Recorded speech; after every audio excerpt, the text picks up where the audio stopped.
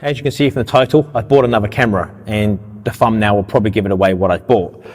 But I wanted to share something with you before I take it out of the bag and show you what I've actually bought altogether with all the equipment. This belonged to a pilot, and he's quite old now, and I bought this from his son, and basically he can't use it anymore because he got quite old. He's owned this from new.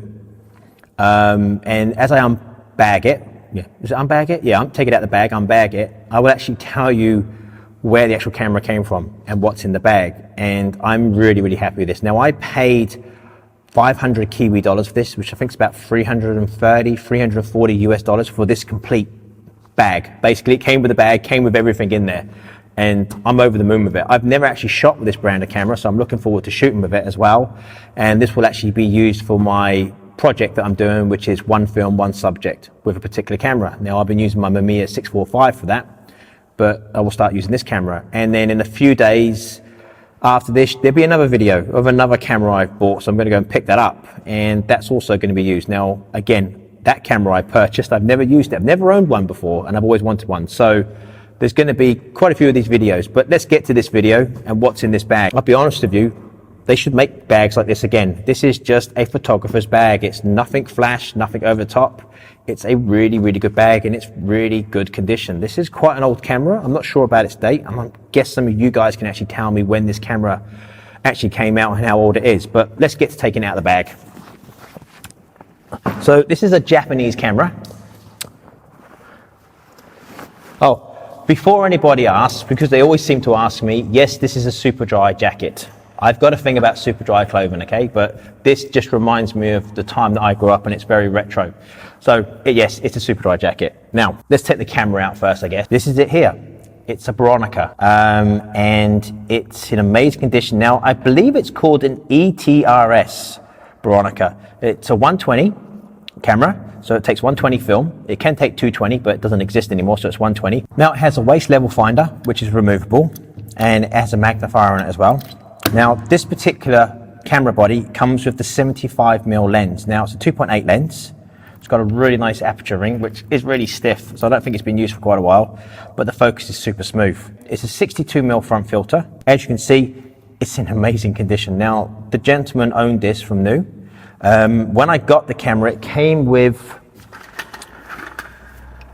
the side grip, like this, which you can wind on and fire it from the side grip.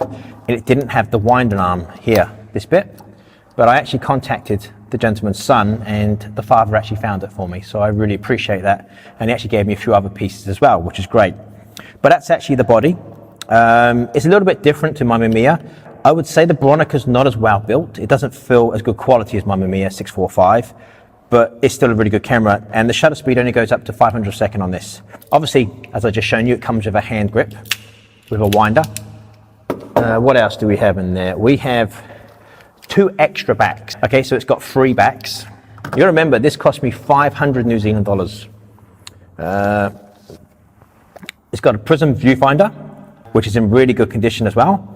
Obviously, I can take the waist level finder off and put that on there. Lenses. Obviously, it comes with a 75mm 2.8 lens. It also comes with a 50mm, I think this is an F, oh no, that's a 2.8 as well, which is in really good condition. There's no mold, no fungus inside that. You do have to be careful when you purchase old lenses, is that there's no mold or fungus inside, because to be truthful, they can be cleaned, but they're never the same. Okay, as you can see, this is an absolute beautiful lens. Very nice wide angle lens. The focus is super smooth again, and really stiff aperture ring. Now, I'm going to show you a little trick that was shown by a friend of mine to check lenses. So on your phone, which everybody has, you have a torch, see, on here.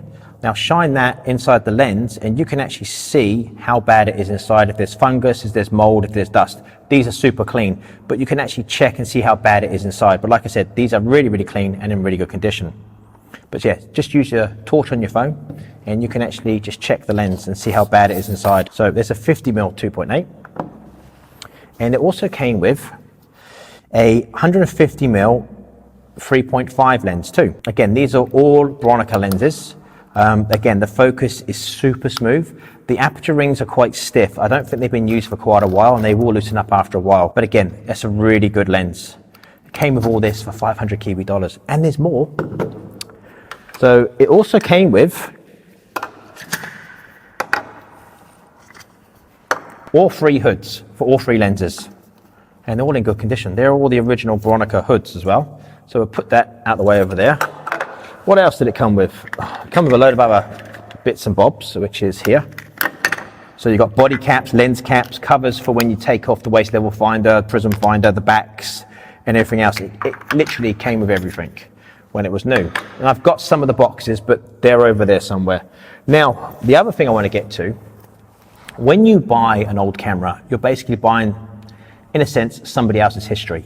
But you're also giving that camera a new life. And this is something quite special about buying film cameras, because most people have bought them, have owned them from new, like this particular gentleman. Now, I have all the manuals here for all of the camera parts, apart from the lenses. I don't know where they are, but I'm not worried about that. And it actually comes with the warranty cards. This camera was purchased from my home country, England, actually from London. And inside one of them, which is here, there's actually Keith Johnson Photographic Limited. This gentleman kept everything. He even kept the card from the hotel that he stayed at when he went to go and purchase this camera. Unbelievable, isn't it? It's just somebody else's history, which just completely fascinates me. Now, one thing that was not doing so well is this. Now, this is the Motorized Grip. So obviously your batteries go on the bottom and you can power it. Now, corrosion has got the better of this grip. I'm going to try and fix it. If you see around here, there's always bad corrosion. I'm going to try my best to fix this, take it apart, give it a go, see if it works. But to be truthful, I don't really use this type of grip on my cameras, so whether I use it or not, I don't know, but I will try and bring it back to life if I can. So this was just a very quick video on something I've just purchased. Now, as I said earlier, this camera will become part of my one film, one subject series that I'm doing, where I go out and I shoot one subject with one roll of film, basically, with different cameras. Now, like I said, I've been using my Mamiya 645, and I love that camera. It's probably my favorite camera at the moment. There is a new camera coming soon that may take over my #1 spot, but we'll get to that in a video next week. Now, there's something very special about old film cameras, especially medium format. They have a very unique look to them. They're chunky, they're built like tanks, and they come apart really nicely. You can pull these cameras apart, play around with them, take all the parts off, add other parts. This was 500 New Zealand dollars with all of this stuff, and the bag, and the manuals, and everything. And it's gone to a really good home, which it's gone to me, and I'm going to use this a lot. I absolutely love these old cameras. So this was basically an unbagging of my new camera purchase. You guys can help me. Give me some advice with shooting a Bronica. Is it different to my Mamiya 645 Pro? Do I need to know anything? Is there anything different I need to do with this camera? If there is, please let me know down in the comments. I'd really appreciate that, because I love the way these film videos are going on YouTube. There's a lot of people that have sent me some lovely messages via email or on Facebook or other social media platforms saying how much they appreciate these videos and how much they miss the film days and that they've got back into film. And that's what this is about. It's about getting more and more people out there to shoot film. Shoot it while we still got it. And when you shoot these old cameras, it's like shooting part of history, I guess, really. I really love these cameras and I love what they can do. So if you guys have any suggestions of other medium format cameras I should look at, let me know.